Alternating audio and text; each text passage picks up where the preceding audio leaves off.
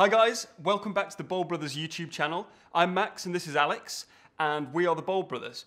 On this channel, we're going to show you how to have the best coffee experiences at home.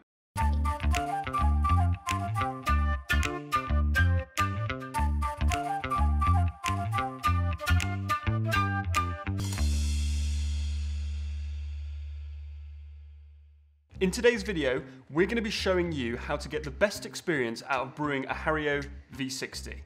If you're not familiar with this, this is a pour-over coffee drip method.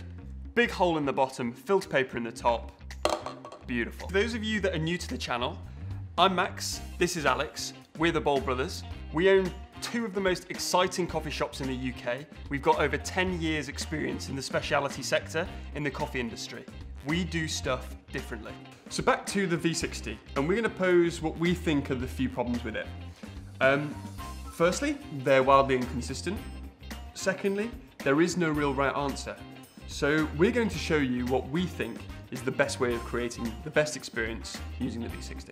If you own a V60, you're probably the kind of person that's going to fall into one of two categories. You're going to be super interested in trying to make the best possible cup of coffee because you will have seen these being used in all of the Brewers Cup Championships, all of the coffee brewing championships around the world for many, many years. Or it might be that you've seen online or you've been to your local coffee shop, you've seen people using these things and you think, I need to get one.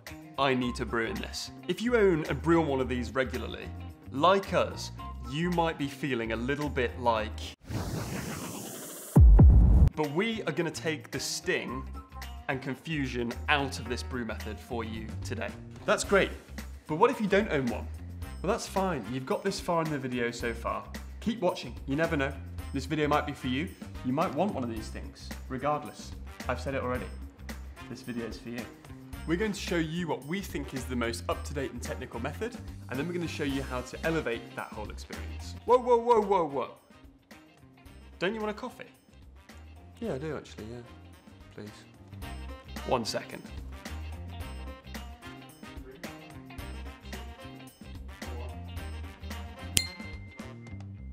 Wow. Beautiful. That's just what I felt like. I've only had 3 coffees today.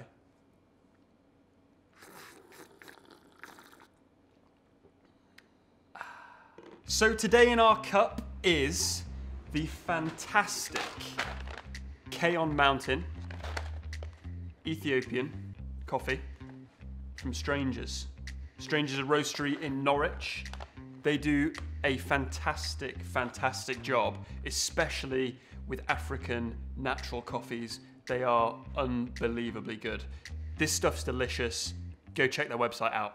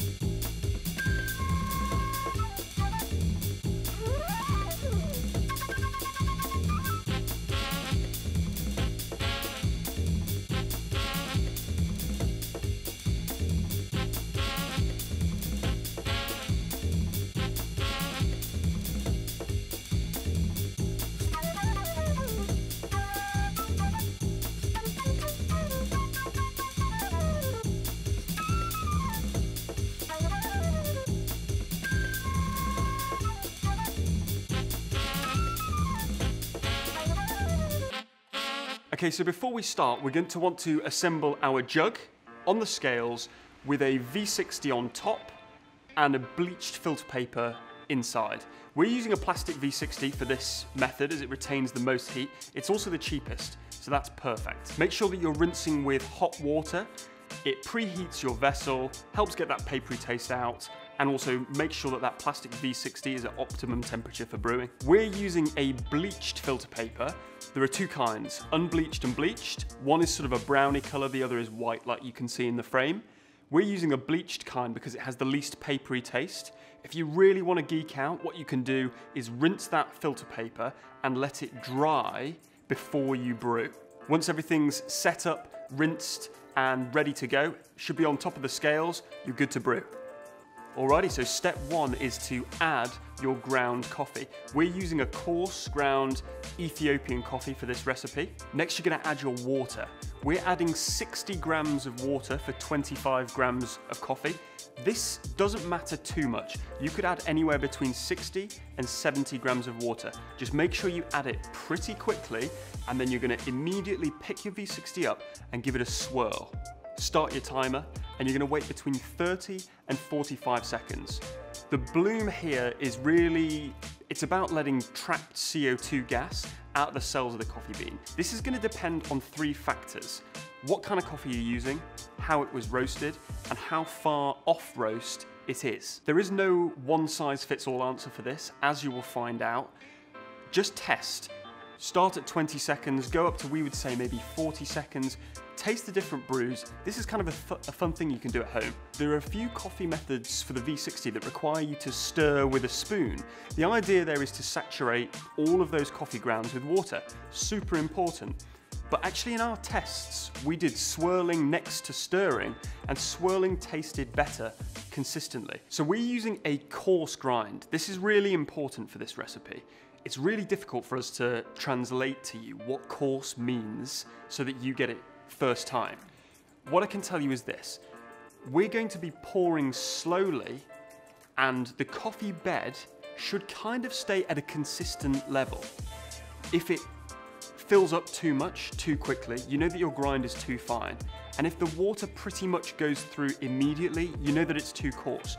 You want to be able to pour at a slow rate like you'll be seeing on frame, and you want the coffee bed not to travel too much higher than a centimetre or two. The idea here is that we want an even extraction. There are loads of these tips, tricks and techniques where you pick up your filter at the end of your brew, you give it a swirl, and then you drop it. But the reality is, if you brew super unevenly and pick it up for the last 5 seconds, give it a swirl and drop it, you're going to have a flat bed at the end.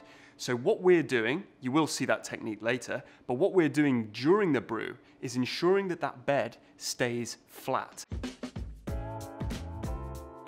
Okay, so back to the brewing. So we've just started with our first stage, which was the blooming. So we've added that 60 grams of water, and we've left it to sit for around 35 seconds or so. So after that, we're going to split the water up into 3 different sections. Really simple. We're going to add 80 grams of water in each section and leave the coffee to sit for around 45 seconds after each. So you may think that, or feel like you're pouring really slowly. Don't worry. We need to be delicate. We need to be gentle. That coffee bed needs to rise nice and slowly and settle nice and evenly. So I'm sure you guys will have seen lots of different recipes or watched lots of videos with different pouring techniques or different pouring speeds. We tried lots of different techniques before putting ours into a video, and this one definitely tastes best. If you've done your first pour of 80 grams and you're watching that coffee and it's settling really quickly, you might find that you've ground too coarsely.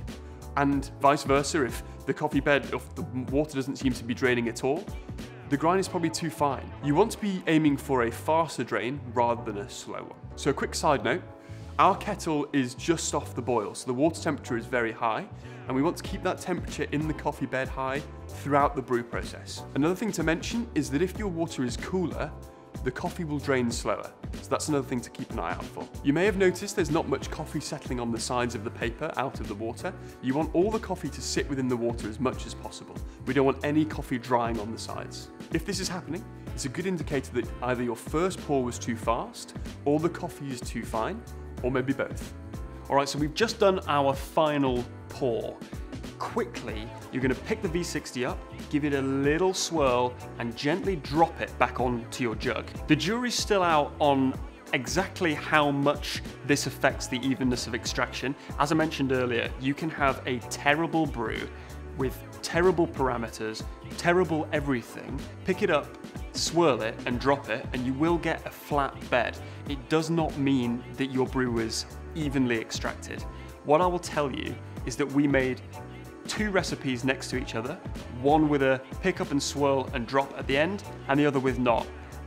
And we are on fine margins of better flavor now, but the second where we picked it up, swirled it and dropped it, tasted a little bit fuller. So let's talk about refraction. If you're not familiar with what refraction is, it's basically a measurement of the amount of solids in a coffee sample. We're now in 2020, so extraction is something that the jury is going out on.